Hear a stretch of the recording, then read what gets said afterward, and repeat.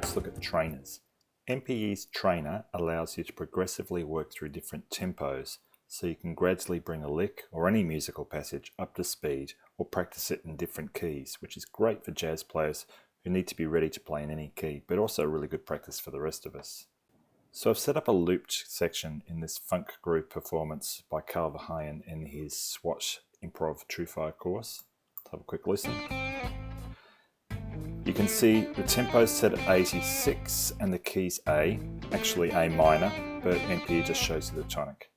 It's important that either the tempo or the key is set, otherwise you can't use the trainer. So let's have a look at the trainer. The trainer button is here, or you can access it via Media Trainer. So click on Trainer, and let's see what it's given us by default. So we're just doing tempo training. We're doing 10 sets, where each set is one loop, and we're going from 68 beats per minute all the way up to the target tempo, which is 86 beats per minute, which is the tempo of the track. I might change this to 5 sets just for the sake of time in this video. Let's see what it does. First set, we're at 68 beats per minute, which is 79%. Second set, 73 beats per minute, which is 84%. Third set, you get the idea.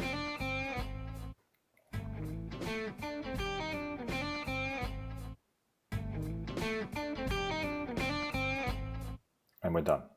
Now remember, you can use this in conjunction with MPE's other capabilities. So let's zoom in on his left hand while we're doing this. So I'm going to zoom up, get that hand really in the frame.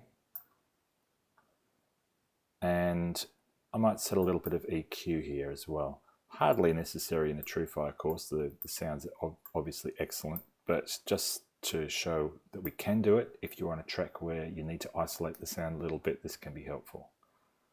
So we've set the EQ, we've got the zoom on. Let's go back to the trainer. And let's do 2 loops each time. This is probably a more realistic training scenario, so 2 loops at each tempo. Let's have a look. So 68, another loop at 68. Now we're on the second set, 73, and another loop at 73. So you get the idea. We can even work from faster to slower. So we could start at 86 and work down to 68 if we wanted to. Why would you want to do that? Well, I can think of 3 good reasons. Firstly, when you go slower, you tend to be aware of issues that you're just glossing over when you're playing faster. Second, as you go slower, you tend to focus more on your dynamics and articulation. And third, some licks are actually harder played slower, believe it or not. We've all got natural pockets that we're comfortable playing in, so it's great practice getting out of that comfort zone. Okay, let's try some key training. You can see we've got a few options of patterns that we can work through. We can work up chromatically ascending, chromatically descending, going around the circle of fourths, random, which is good ear training. Let's just work around the circle of fourths this time. So we start in A, and again we're making 1 set 1 loop, and 5 sets. Start in A, upper 4th to D,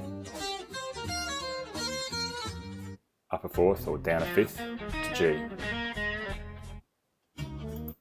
We could even go crazy and do both tempo and key training at the same time.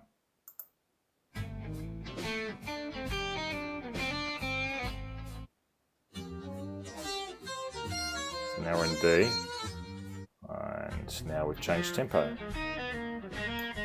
So all sorts of crazy training you can do there.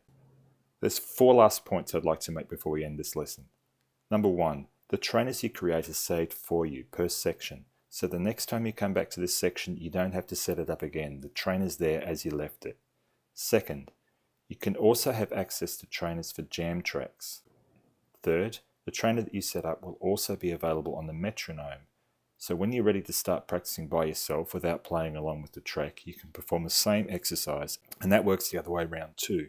If you've set up a trainer on the metronome, you've also got it available in this trainer here on the track. Fourth, you can press this button for more advanced trainer setup. Have a quick look.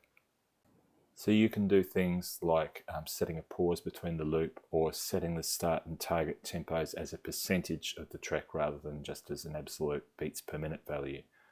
So that's available as well, and we'll have another lesson for that shortly. Okay, thanks for listening, and we'll see you in the next lesson.